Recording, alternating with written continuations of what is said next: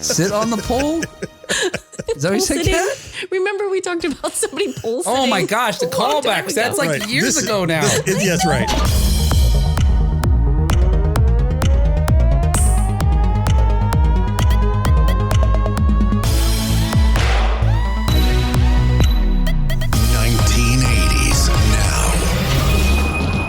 Hey, welcome back to another episode of 1980s Now, a weekly examination of the importance of 1980s pop culture and its influence today. Hey, my name is Will, and joining me as always are my friends and co-hosts, Kat and John. Hey, guys. Hi, guys. Hello. Hey, hello to everyone watching live on Facebook and YouTube. Thanks for joining us. Please, if you're out there, let us know. Otherwise, we don't know, and you're just lurking, but that's cool. And if you got feedback, shout it out in the comments so we can know whatever we don't.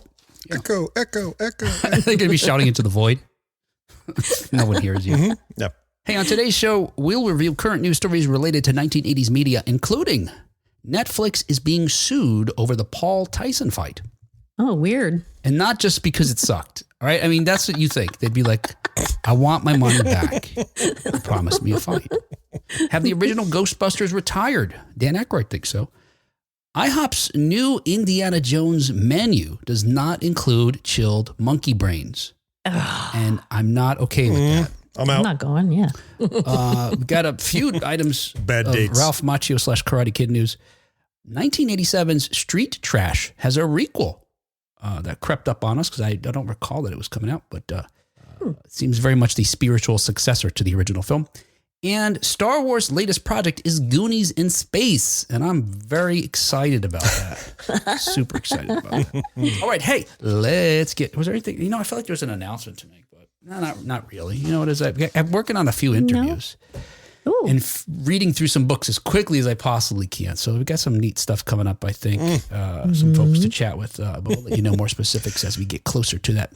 That's going to work great when you get to the interview. So I speed skimmed your book. A lot of words in that one, huh? What made you go with the 12-point font? Yeah. And then I lean like choice. this with my hands together. Steeple them. It shows true intellectualism. So. You can say something about the margins. Yes. The spine. Yep. All right. Hey, we don't have any good jokes, so let's get caught up on 1980s. Hey, wait, speak for yourself. Just because you didn't have any good jokes. Not here. Not yet. Here's your opportunity to shine. Hey, as reported by Vibe, this week in 1980s news, Netflix is being sued over the Jake Paul-Mike Tyson fight for, quote, streaming issues, end quote. The undercards were phenomenal. Oh my gosh. though. The undercards were great. If you stuck around for those leading up to the midnight start. Yes, those people actually fought. Yes. We can talk about that in a minute here. So on Friday, November 15th, Jake Paul and Mike Tyson finally took to the boxing ring to settle a score that was first announced in March. It was originally intended to air in July, and then some health issues that Mike Tyson had them reschedule it. And at one point, they thought, we may just have to cancel this altogether. You know, the guy's older, and Right. we've since learned that in June he had to have like a transfusion or something. He had lost a lot of blood, and he was nearly dead. And she's always. That all aside, I think he still could have beat Jake Paul's ass. But all right, Yes. let's put that aside for a second. Well, anticipating a fight for the ages, quite literally, because we had the older Tyson fighting against a much younger person, or Gen X For the disparity of ages. Yeah, or Gen X versus Gen asshole, or whatever Jake Paul is a part of. Millions of people around the world tuned in to watch the two athletes face off. Well, according to a press release issued by Netflix, the event raked in viewers from 60 million households, making it one of the most watched sporting events of the year. Wow. Sure. But Netflix's capacity for simultaneous viewers must have been 59,999,999 because the streaming experience was far from smooth for many audience members. What genius said we should release Cobra Kai's final season, the next part of Cobra Kai's final season, on the same day? Some people were watching them, like jumping back and forth. I heard that. And, I could see you getting people in and new subscriptions. Then you promote it. They had Ralph Macchio and William Zabka were in the audience.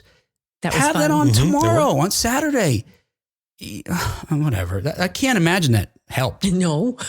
Anyway, accordingly, Ronald Blue Denton has filed a class action lawsuit regarding, quote, streaming issues in Florida on Monday, November 19th. Per documents obtained by TMZ, the suit states viewers were, quote, faced with legendary problems. God, wait.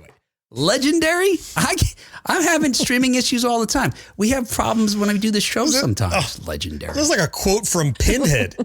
Your streaming will be legendary, even in hell. Yes. Legendary problems, including no access, streaming glitches, and buffering issues, end quote. Now, look, I was fortunate enough not to have any issues, so maybe I would have been complaining, especially if I was in. It's because you didn't watch? Is that why? Yeah, no, it's fine. Yeah, nope. No problem. Yeah, no, not at all. How did you watch? No issues watching it the next day. So you watched on Netflix, Will? Yeah, no, I watched on Netflix. And you had no issues? No, not one issue, yeah. We did. We had lots of buffering, and then we had to go back home on the menu and restart it, and it would go back in. No. So many times did we have to do that. Yeah.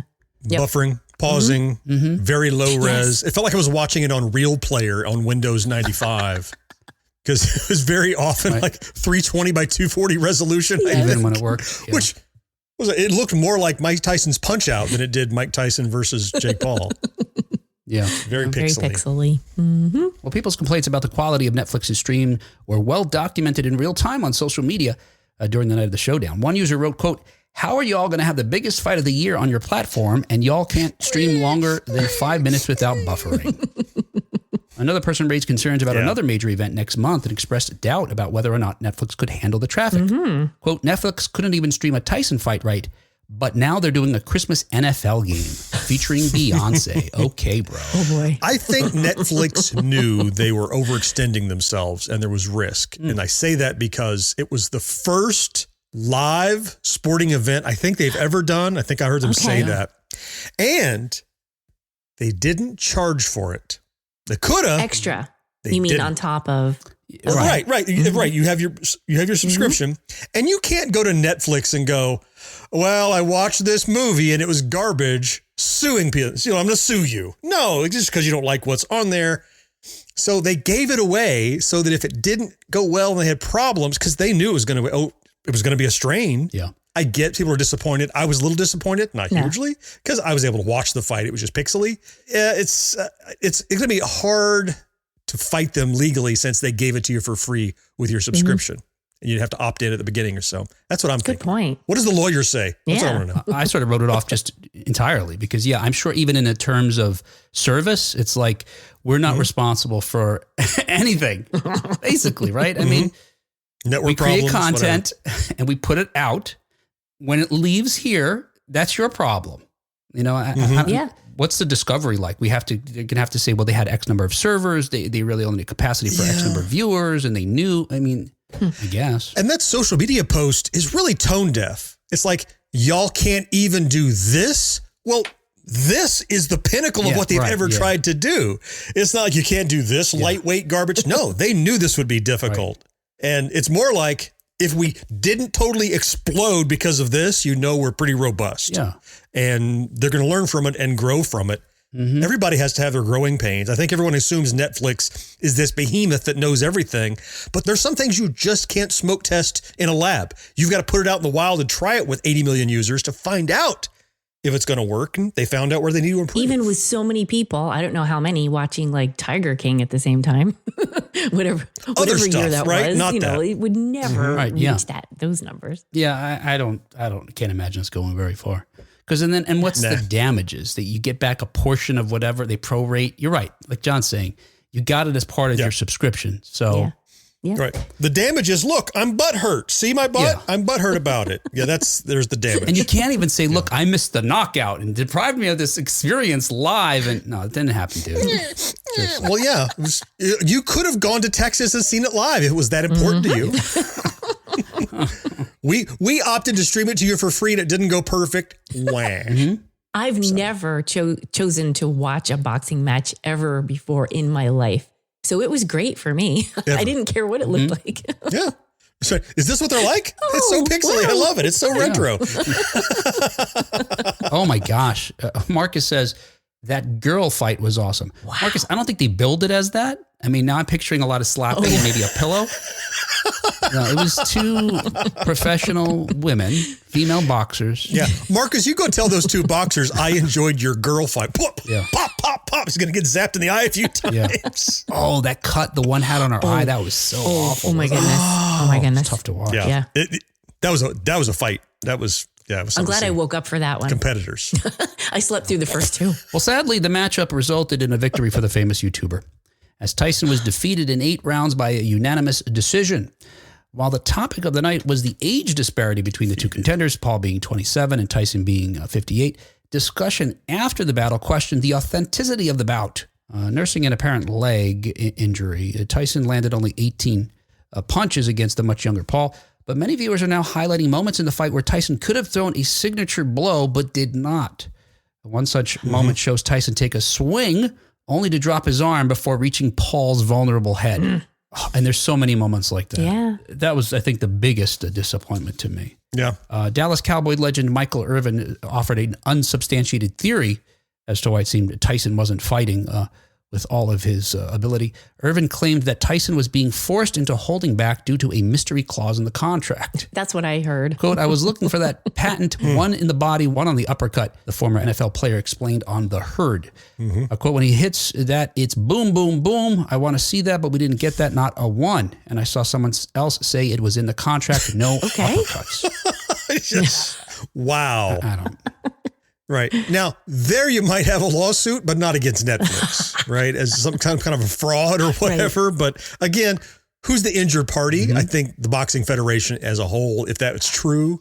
I saw some of that too, but also I'm old and I've been out of breath before. And I'm like, I'd like to punch you a couple times, but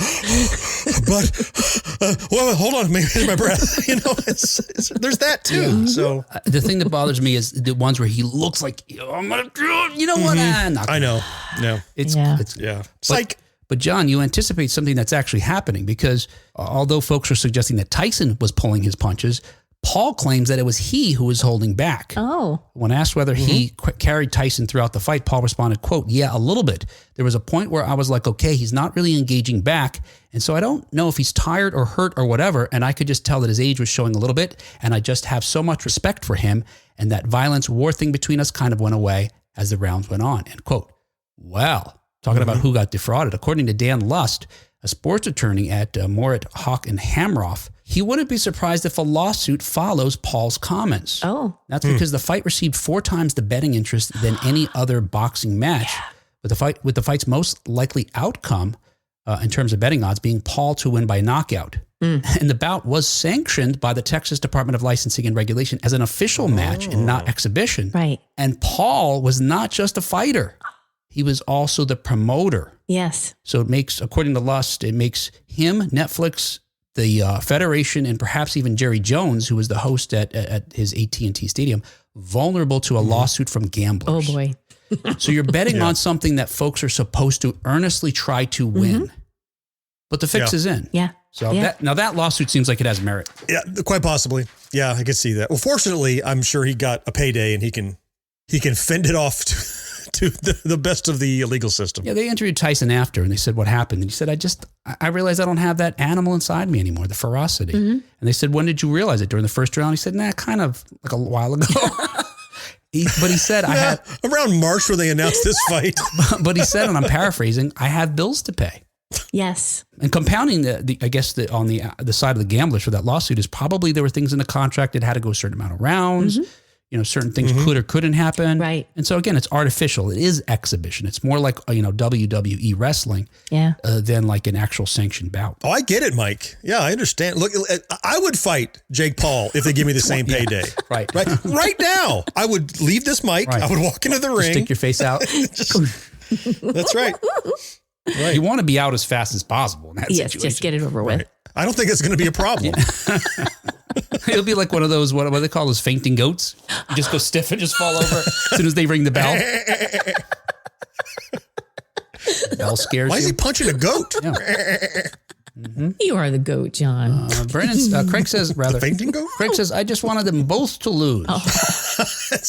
Brandon says it was such BS, but we all fell for it. Yeah, I definitely was. I really did think Mike was had something to prove. And I felt like vicariously I wanted him to prove it for our generation, that we're not aging out of things. Well, those shenanigans notwithstanding, I did sit and watch all 3 undercards, and it kind of rekindled my passing interest in boxing that I had not watched in decades. And I'm like, oh yeah, this could be pretty exciting when something's going on.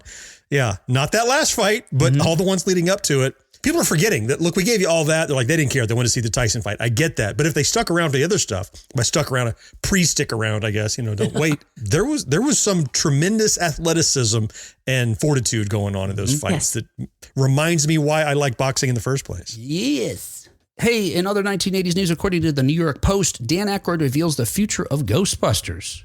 While talking to the Post about his History Channel show, John, this sounds like a show that you should be watching if you're not. Seriously, right?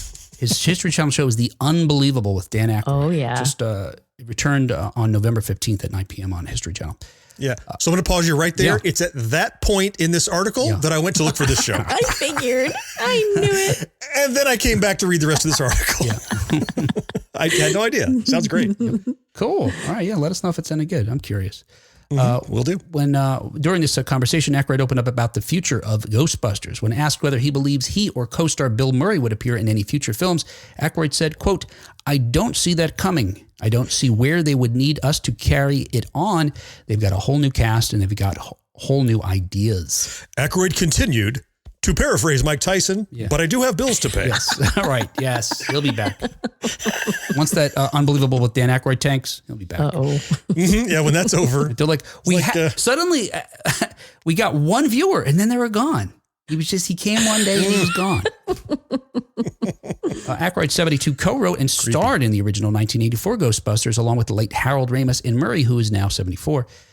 That film, which co-starred Sigourney Weaver and Ernie Hudson and Rick Moranis, was followed up by an animated series, video games, and several movies, including 1989's Ghostbusters 2. Yep. With regard to what's going to happen to the future of the franchise, Aykroyd said, "I think they're probably going to move on, advancing it beyond the originals, which they should," end quote. Well, I mean, the last 2 films have been focusing more on these new characters played by Paul Rudd, Carrie Coon, McKenna Grace, Finn Wolfhard. I don't know. Do we need the old people? Do we... I'm so disappointed by the last one and I had such high hopes where I felt like they were going to advance it more. And maybe in that sense, they could made it their own and moved away from the originals, but it felt like such a retread in so many ways. Except for the part where they didn't bust any ghosts. That was a weird Yes, right. They did everything they used to do except the ghost busting. Hey, I'm good as long as Ernie Hudson hangs around. Well, yeah, no one mentioned him. You're right. Right. Look, if there's a place for them, unless they're just vehement like, oh, I don't want to revisit this character. Yeah. They don't need to have a recurring role in the film. Fans of Ghostbusters will enjoy seeing them in some capacity, right? Maybe they're on the board of directors and there's 2 scenes where they have a meeting and they talk or whatever. They don't have to be in the action anymore. We're talking about 2 days of work for these guys and they get a paycheck and we get to keep that DNA in the franchise. As a fan, I think it's worth it to find a place for them where it can make sense, but you don't have to fold them into the story. I do agree. Let the new characters shine. We had too many characters in the most recent one that nobody got a chance to really shine because we were busy packing in all the old people too. Right. And that was part of the struggle. So I get that. What was the first one? Afterlife, the first reboot? Yes. I think they used the old folks perfectly. Yeah, It just came in at the end, and that was they showed up at the end. That was a great bridge to say, look, you guys don't know shit about busting ghosts. Here's how we do it. We've done it many times. Great. Right. Now we know. We've literally busted this ghost. Yes. Right. Okay. Handoff done. And then again, the next film was just a misfire. They crossed the streams and not in a good way. I thought you liked that one. I was the one that was taking all the heat because I didn't think it was great. Well, you said it was a dumpster fire, so you went a lot further than what I said. I had issues. There were things I liked and I had issues. By comparison, you liked it. Is that what it was? Oh, yeah. By comparison, it's Academy award-winning film. I liked it enough for both of you. Okay. Yeah. It was structurally unsound, even though I had fun seeing Ghostbusters do Ghostbusters stuff. You're not going to sue them, are you? Sue over everything. I went to go rewatch it recently. I was like, you know what? I don't want to see this. Oh, no. So I've only seen it the one time. Wow. I've watched so many of the other Ghostbusters over and again, and just when I was like, It's not the finest, but I still enjoyed it. Craig says, do we need old people? Char says, no, we don't. Brandon says, if the franchise continues on with the characters in the last 2 films, it should be in good hands. All right. Yeah, I agree, Brandon. Maybe like John's suggesting, part of the problem was trying to connect it too much to the original stuff, And now you're untethered. You can go wherever you want. Maybe they'll even leave New York. I think they got to get out of New York. It's too iconic for the franchise, right? I mean, that's what the Oklahoma setting was so great. Right. I'm sure there's ghosts in Detroit. Just get in the car, head down. Just the 2 places? Maybe it's a lot of haunted cars. Yeah. I thought you meant like on the road trip. Like, did you hear that? Chevrolet. Did you guys hear that? I swear it was calling out its own make. Mitsubishi. All right, that's weird because they're not even driving a Japanese car. You guys are hearing this or no? Okay. Glove box is opening. Napkins are flying out. Lotus is springing. Okay, this is weird. Now it's calling out iconic cars from early 1980s films that may or may not be Easter eggs in future films. Rider. Okay, this is weird. Is this the ghost of Edgar Wright? Aren't you still with us? All right. In other 1980s news, per Nation's Restaurant News, and one of the delights I have in doing this show is when researching stories, I get to learn about websites I never knew existed. Ooh. And I guarantee there's a niche, there's something for every niche. Just ask wicked.com. Yes. Right. A niche for everything. Yes. I want IHOP parody porn. We should just have wicked.com open on the side every time we have an idea to see if... There's got to be some creative food/porn names you could come up with. Well, it could be like IHOP on my stepmom. And his stepmom is a waitress at the restaurant. All right, you know what? We're getting off track. Moon over my mammy. Yes, got it. Oh, my God. Or is that Denny's? Oh, yeah. All the franchises. You're conflating. Okay. Oh, Kat, what's conflating? Tell us about that. Ask your wife. Ask my wife. Yeah, you know it. Right. What do you know about IHOP porn, honey? You know what? Was the last question I was ever allowed to ask. Yeah, you know what they say about wives, right? You want a Red Lobster in the kitchen and a Denny's in the bedroom. So that's a thing? That's a saying? He's paraphrasing. You know the real expression, right? Probably, but I can't think of it right now. I can't either. I'm sure I can't either. All yeah, right, Okay. You want a Vulcan in the streets and a Klingon in the sheets, That's right. Yep, there you go. Brandon says, I hop on my stepmom. Damn it, Will, I just spit beer on my laptop. Yeah. Oh, no. Don't Google it. It probably is. Brandon. Yeah. Occupational hazard. Sorry. So on November 13th, IHOP announced it's the official breakfast partner of Xbox.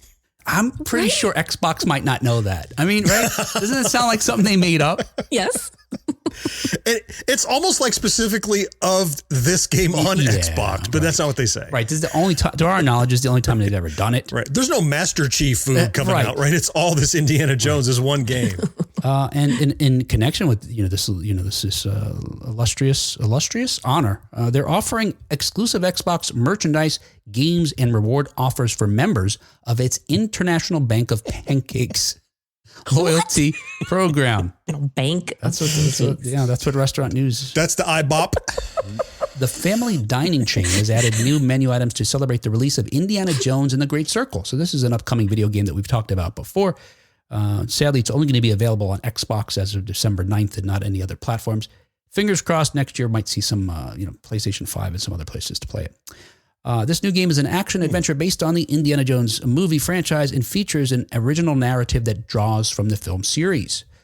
In its new menu items, and we've seen them do this recently with Beetlejuice and Addams Family, these different places. Burger King did Addams. Mm-hmm. Its new menu items include the debut of IHOP's new fully loaded French toast.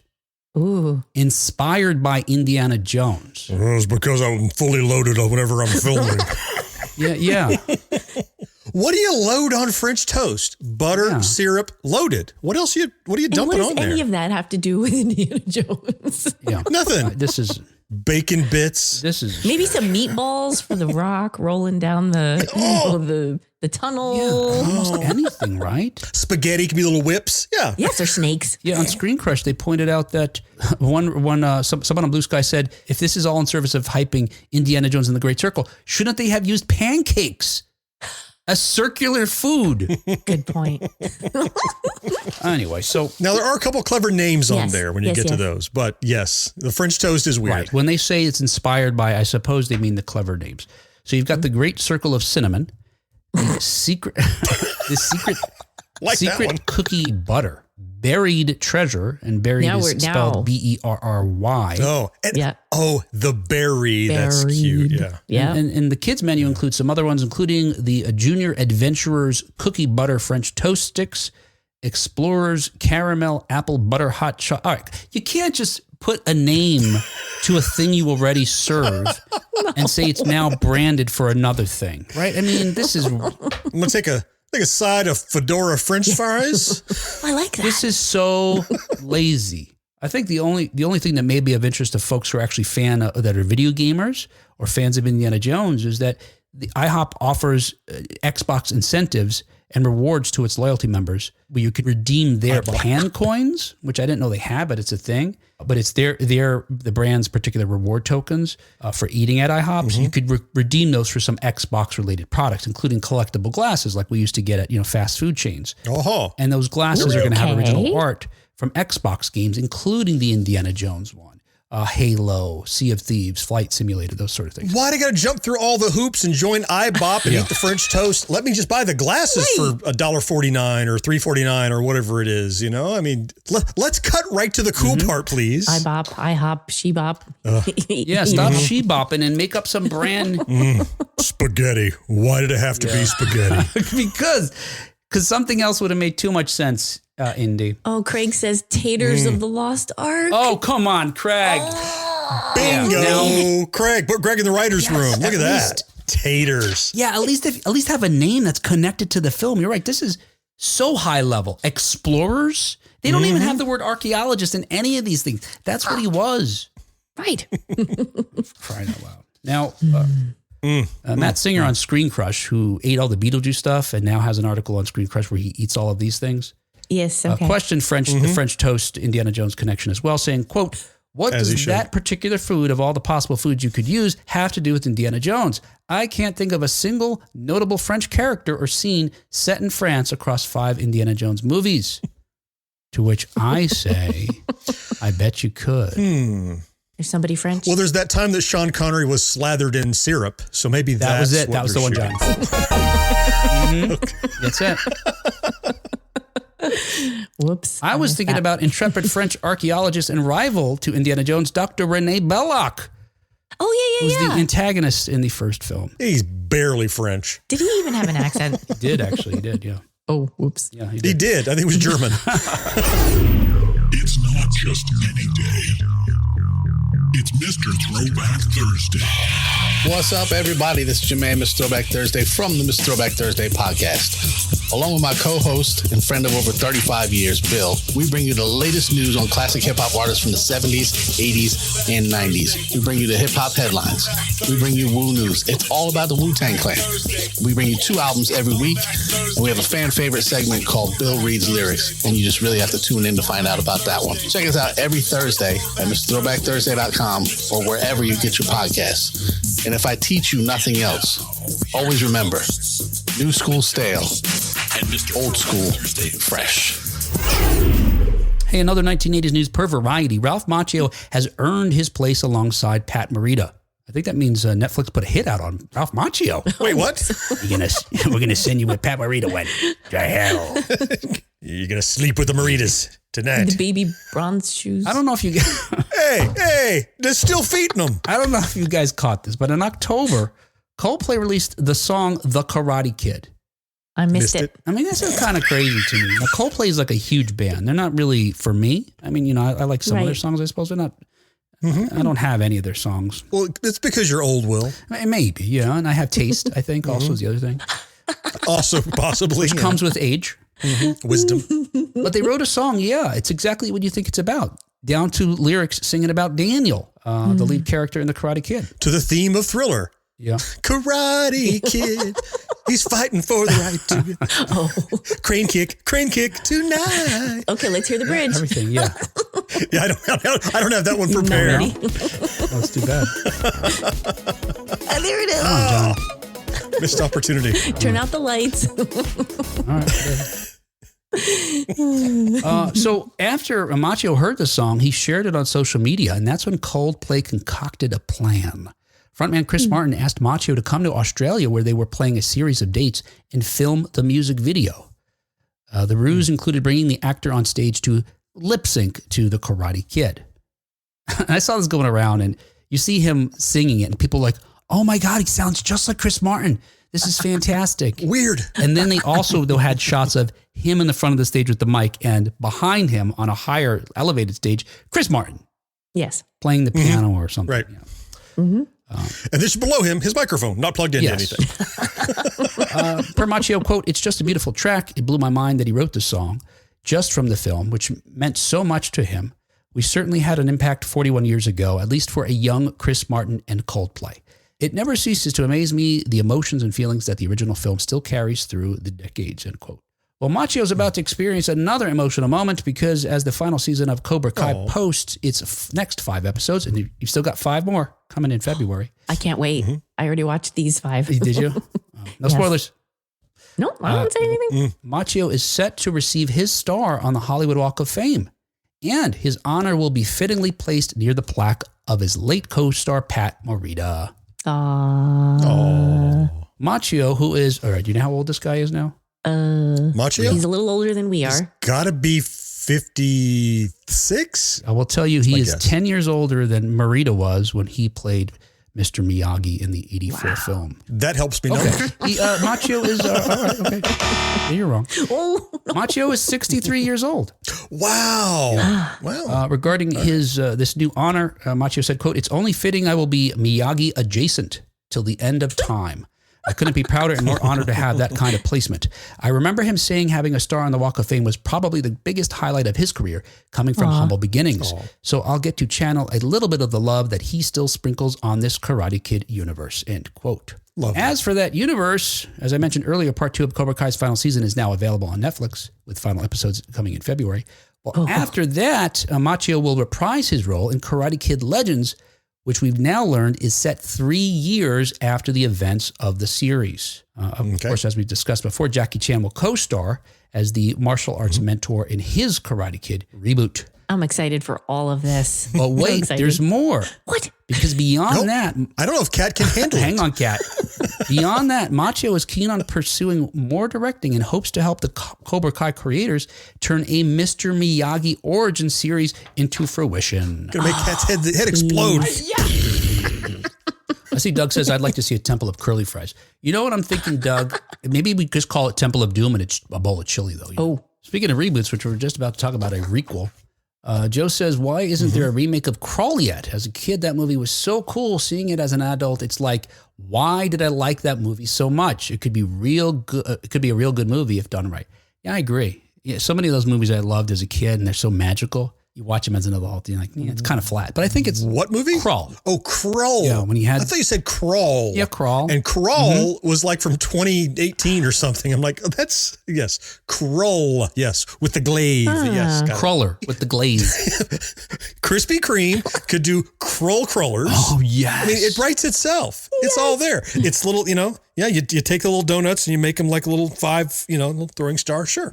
I would go straight from here to buy some crawlers. Next time you got to take your phone with you and switch it to that and start driving while you're still just live stream it on the way. Yes, while we're on the show. It's only 5 minutes up the road. I could get there and back and be eating a donut before the show ends if I left now. That's what you got to do. That's what you got to do next time. Yeah, before a crawl, that'd be okay. Craig says the original Indiana Jones game for Atari 2600 was a beast. Yeah, I love that game. Game. Yep. Speaking of reboots, per Bloody Disgusting, a brand new street trash movie melts the rich on digital. That's a kind of a confusing title. Yeah, can you help me out with this? So Street Trash is the new movie, and I'll explain. The on digital part means it's streaming now. Just know that part, I guess. Okay. Start taking words out that means something, and we will see what we're left with. Yes. So Bloody Disgusting and Cineverse have released what is both a sequel and a reimagining of the 1980s cult classic Street Trash. Are you guys familiar with that film? Probably not, right? It's no. Okay. You got me for a second, John. It's very niche in the sense that, not that many folks, I guess, knew about it unless you rented a lot of horror movies in the 1980s, which my friends and I did when it was too hot to go outside. in the summers. But then it's gained a cult following. And I think it probably got a decent score on Rotten Tomatoes even, but it's disgusting to watch. I mean, the effects are practical, which is fantastic. Okay, yeah. But the premise of the film is that a liquor store owner in Brooklyn finds a case of cheap booze that's like, I don't know, 40, 50, 60 years old. That turns out it's toxic. Oh, okay. It's in his basement. He doesn't know it, but since he has his old booze and money to, needs to make money, he sells it to, to the homeless. So we called them that in the 1980s. I don't know what we call them now. Unhoused. The unhoused, yes. I don't mean any disrespect.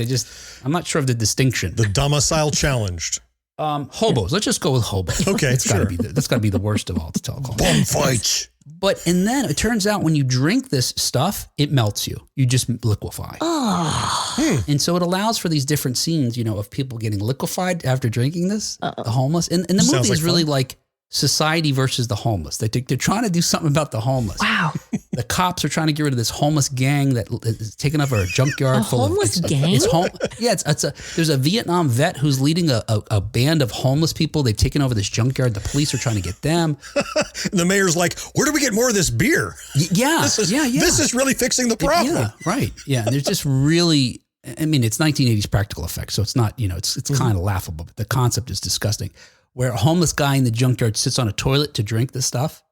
And while he drinks it, he melts into the toilet, so his legs come off and his torso drops down. That's convenient. Well, it's not hooked to anything. It's in a junkyard. There's less to clean up that way. You just, and you're done. That's what I'm thinking. But, next. But is there no plumbing hookup? It's just the toilet sitting there. Yeah, I don't think so. He does reach for the handle and his arm gets melted off. So his hand is just there. You should look up that scene. It's kind of fun. Oh man! When the people melt, it's really colorful. It's not bloody. It's like blue and green, like really like vibrant colors. Anyway, it's fun in the kind of a trauma. Fun. It's like a trauma movie. Yeah. I don't think it's a trauma film. How did I never hear of this? Ever? Like you could be making it up, and I would go, all right. John, you got me. You're right. This whole show has been fake. I'm AI. No, it's a real movie. So anyway, we got a new one from director Ryan Kruger, who also co-wrote and stars in the film. His new film is also called Street Trash, but it's a requel. It's not a reboot. It's not. It's kind of a sequel. I'll explain in just a moment from the director himself. But the synopsis is not all that different than the original film. Now this is set in the year 2050 when, quote, global economic turmoil has destroyed the middle class in Cape Town, South Africa, which is now divided between the ultra-rich and the displaced. Ronald and a group of fellow houseless friends uncover a plot by the local government to, quote, wash away, end quote, the houseless population with a sinister chemical agent called V. Now they must risk everything to expose the truth and resist a society that's determined to erase them, end quote. So it still seems like it's, one class versus another, trying to use this chemical. If you watch the trailer for the new Street Trash, it's very much the vibe of the original, and these movies are also funny. But when they get the homeless people together, they make some kind of announcement like, we've got the greatest team of crackheads. It literally says crackheads together to fight the power. So it is a crack team. Oh. Yes. As reported by Gizmodo, only the original, not the reboot, has a guy melting into a toilet, as well as, by the way, another scene where in the junkyard, they play keep away with someone's penis. Like a hacky sack? Yeah, they one of them gets their penis cut off, and then they're playing keep away. Anyway, the new Street Trash is a little more evolved as far as storytelling. It's got more likable characters. Too bad. I hope it's more evolved. Well, it's still horrifying and disgusting, but it also has more likable characters as well as an energetic plot about a group of unhoused underdogs. Sick of the city's cruelty.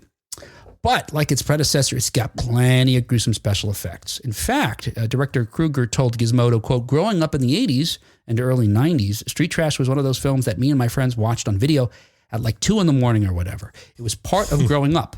And now, John, I think you'll dig this next thing that he says, because he says, when I was approached to do a follow-up, it was very important for me to, as a fan of the original, I didn't want to copy that. I wanted to leave it alone as a fan of the original. I wanted to give nods to it and take the things that people loved from it and make sure they're still in my version, like the prosthetics and the gore and stuff like that, end quote. The arms and the legs and penises. And all the good parts. The penis didn't melt. The penis doesn't melt. That's a known fact, Kat, biologically. It glows, but it doesn't melt. I don't care how toxic your beer is. impervious. Right. You can pour it on top. You can teabag it in. Right, you can do whatever you want. No, you can take it off, play a game with it, put it back on later. And at night, it's important because it glows. Still see it. You know, so I got to tell you guys, I'm going to talk to one of the producers of this film soon. And originally I was like, look, we'll be talking about, I already planned on talking about this before they said this, sure, before he's making the rounds. I could tell them, hey, look, we were even talking about it before we even heard you guys wanted to come on. But now they're going to hear about the glowing. Go back and listen. All right, whatever. It really got out of control. Yeah. Don't you want to be on this show? Hey, they're into this movie. They get it. All right. Anyway. Look, if you're making this movie and you don't giggle at indestructible penis games, then what are you even doing in the business? Yeah, right. Exactly. Street Trash is now out on digital. Did I tie up all the things from the title? Does it make more sense now by the end? Yes.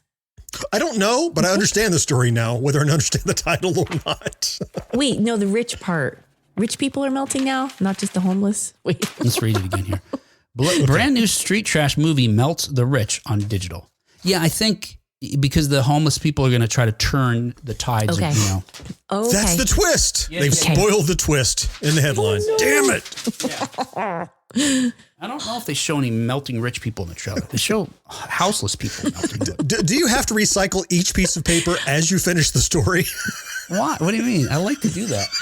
You finish, and then you roll your chair back 5 foot, I have a trash can rustle back there. some papers, and Yeah, I got a trash can back there. doesn't do it from the distance. He likes approaching the mic fresh with each story. Well, is what it is. New energy.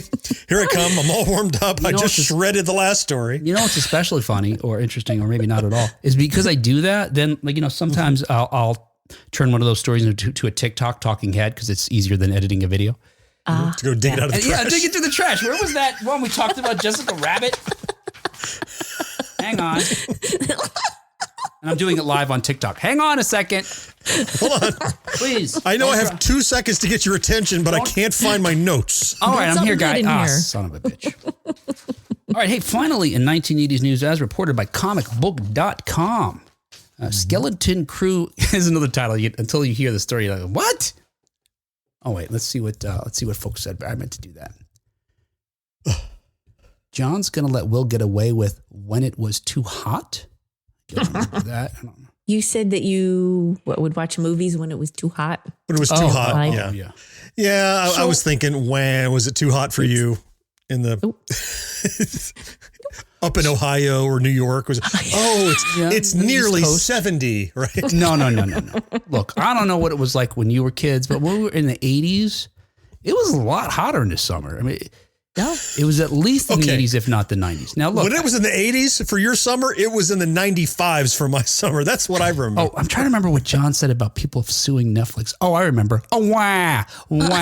That's the one. I live That's in a the nice, one. sunny environment. Who can I sue? But John, was it never so hot that you're like, oh, we can't stay out, man. This is just too hot. Just play in the water. You so can't go back inside. We didn't have water. All right, there's the distinction. You didn't have water, so there's no water in New York. That's the problem. Well, there's no pools. There's no bodies. There's a hose. There's the Hudson River. No, there's no hoses. There's not really hoses. Fire hydrant? The most. There are no hoses in New York. I find that difficult to believe. John, I live in the city. What maybe a store has a hose to clean the sidewalk. Yeah. Now, well, just when they're not looking. Well, I will tell you, some of my greatest memories as a kid were when, one of my uncles would open the fire hydrant. Oh, yeah. And super illegal and awesome. Yes. Yep. And if you were really lucky, and so this happened on occasion, someone had drilled holes into a fire hydrant cap already, and they would replace it with that, and then it would come out more like a sprinkler. Not just a full blast. It would come out like a little well, like a pressure washer. You can cut through flesh with it. Yes. Don't walk in front of that. Yeah. No. Oh. Damn it. Oh, practical effects gone wrong. Yeah. Kids are melting. Well, now we have something to play hacky sack with. Oh, my goodness. At least it didn't melt. Brandon says, I can't believe I don't know of this film. It sounds a little bit like The Stuff from 1985. Yeah, kind of. Certainly the vibe. And it sounds, you mentioned the trauma movies that we talked about, the Toxic Avenger. It sounds very Toxic Avenger-y, too. It does. Yeah. Yes, it But does. the gentleman I'm going to be speaking with worked for Trauma. He works for this is his production company now. I don't know. We'll find out when we talk to him. If you still get to talk to him. If. That's why I haven't said his name yet. I have learned so long ago. You doxed me on the show when you were talking about kicking dicks. So, All right. Maybe like at least you clarified for your co-host that they glow, because she may not have known that. Clearly, can glow. I missed that. that's an important piece of information you need to know for any of it to make sense. Okay, so here's another sentence you may not get, another title of a news story you may not get right away. As reported by comicbook.com, Skeleton Crew kids watched 80s movies to prepare for their roles. So Star Wars Skeleton Crew is the latest installment in the multimedia franchise. While children have been featured in previous Star Wars stories, including most infamously, I suppose, Anakin Skywalker, who becomes Darth Vader, a Skeleton Crew focuses instead on a more suburban group of kids. I don't know what the suburbs look like in outer space or a long time ago. Yeah. Because we've only seen like the desert and Coruscant, right? So is there a middle ground? There's just people out there mowing their lawn like, hey, we love the Empire. Or the little Empire flags that sit by the mailbox. I don't know. Yeah, Maybe that's Dagobah. The swamp? Hey, you live by a swamp. Everyone in Florida lives by a swamp. I can't help it. It's all swamp. In a new interview with comicbook.com, the show's young cast, Robbie Conyer, Kiriana Kretter, Robert T. Smith, and Ryan K. Armstrong, revealed what movies they watched to get ready for the show, and none of them were Star Wars films. They were all Star Trek films. Who knew? They're like, when are we going to do the salute? Where I've been practicing. My dad loves these movies. Oh, I misunderstood. Oops. You're fired. Instead, John Watts, who created the series with Christopher Ford, told the young actors to watch Goonies and E.T. And actor Armstrong said she also watched Stand By Me. I was hoping Stand By Me was in the mix. Yes, this is the one I had not gotten around to reading yet. And as you were going through it, I'm like, what might the movies be? I'm trying to guess. And I was thinking Stand By Me because when you talk about this Star Wars film, those are the things I'm envisioning that I hope it is.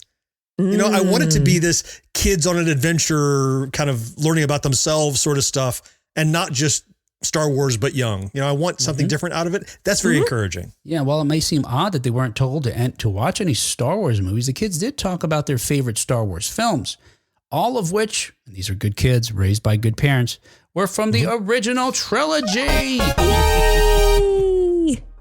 Conyers, Kretter, and Smith all picked A New Hope, while Armstrong picked The Empire Strikes Back for hers. And here's what I hope happens, that they've done it in some, I've not watched all the Star Wars miniseries and stuff on television, but by and large, the criticism I have with Star Wars is that it's the same little family of people that are those the only important stories in the universe? And people tangentially who bumped into them once, well, if you didn't meet, Han, you didn't meet Princess Leia, and you didn't meet Luke, why bother talking about you, right? You're nobody. But if these kids weren't told to watch those films to prepare, maybe it's a whole different story because those characters living their lives in the suburbs. Why would they know about this intergalactic war and struggle and crap? Like they're just kids. So I like that. Yeah. And some fans, quote unquote fans, because Star Wars fans are terrible. Oh yeah. They love hating it. They're either toxic or they're, it's just terrible. Yes. But many Star Wars quote unquote fans, I guess, have already criticized it based on the trailer alone for seeming more Spielbergian than Lucasian. I'm excited for this. I had no idea about it. I had not heard about it. If folks like this are criticizing, the newer shows, John, for taking inspiration from more modern or other films. But you're right. It seems like most Star Wars movies are inspired by other Star Wars movies. And this Ouroboros of bullshit. Yeah. Of bullshit. Well, much like the films that comprise the actor's homework, it seems like Skeleton Crew will take a more realistic view into how children cope when left alone to face unprecedented grown-up situations.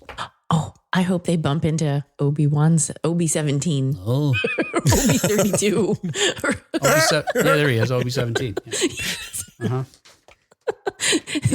That would Where's require my some light coping sword? skills. No. Here it is. He thinks this is a lightsaber. Just let him play with this pool noodle.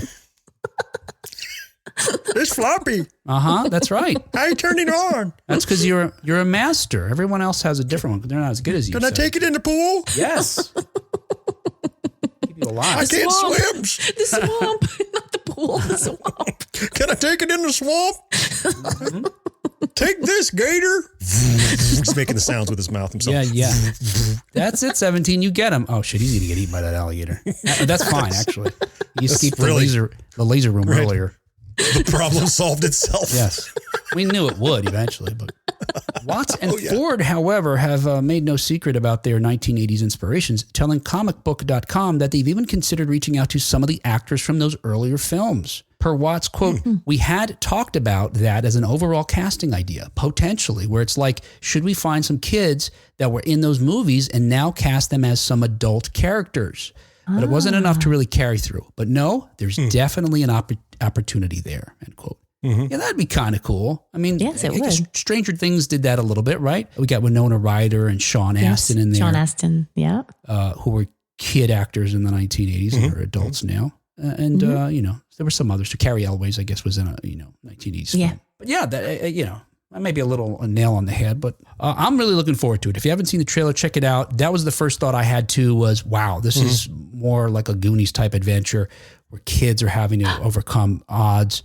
Unlike, and it doesn't seem like, I don't think from what we saw that any one of them is a Jedi or has midichlorians off the charts or whatever, that kind of nonsense. I think they're just going to have I think they're just going to have to figure it out. And they're kind of sneaking around and having, avoid the bad guys and, make allegiances with the one right has people. an uncle for a Wookiee, but other than that, yes, no, that's it. One's uncle's Harry Kenobi. or a Wookiee for an uncle, whatever. An uncle for a Wookiee. Uncle for a Wookiee. Yeah. How terrible is you have an uncle for a Wookiee? I meant Wookiee for an uncle, clearly, but kind of works. Well, I don't see the difference, but okay. Star Wars Skeleton Crew, which also stars an adult actor Jude Law, will premiere December 3rd on Disney Plus. I was hoping it would star John Reddick, who also was tasked with watching Goonies. No, there's no getting him to do it. No. Oh, can we? Yeah. Well, he may not even watch this Star Wars show. He's not as into Star Wars as we are. I know. Well, I might. Yeah, because John, what keeps you away from Goonies is not that it's, or maybe it is. I think you did say something like this. You didn't see it when you were a kid. So now as an adult watching kids go on an adventure, you might not connect with them. There's that facet, but the other facets are just, at this point, it couldn't possibly be everything everybody is telling me I absolutely have to see. Right, it's a thing. And I can only expect to be disappointed. So it's like, let's just keep it unknown. It's easier that way. Brandon says Darth Gator. Darth Gator. And Doug says he wears Crocs. We don't even have to show up anymore.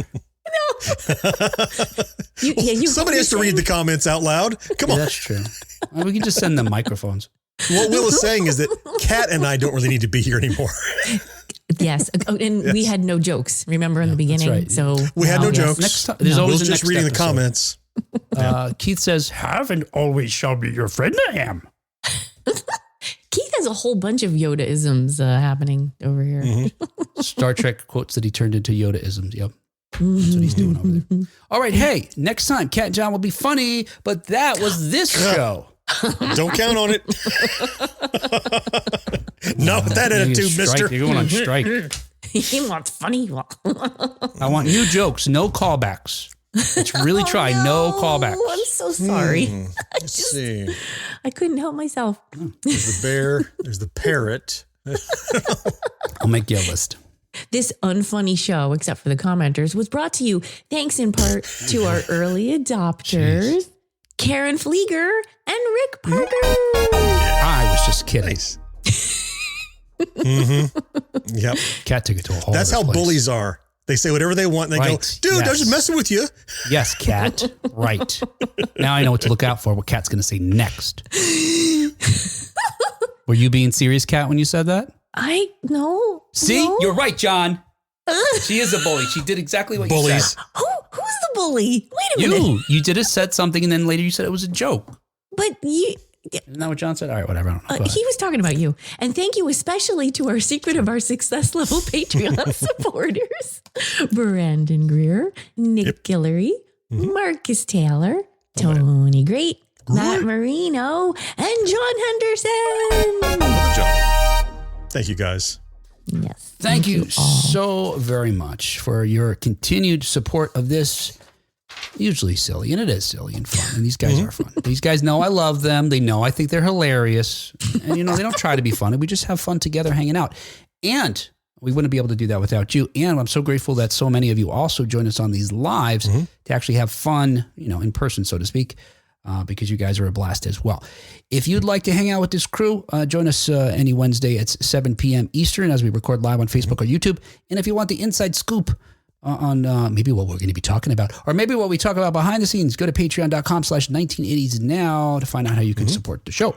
Otherwise, we will talk to you again next time on 1980s Now. Until next time. Kingdom of the Crystal Scone.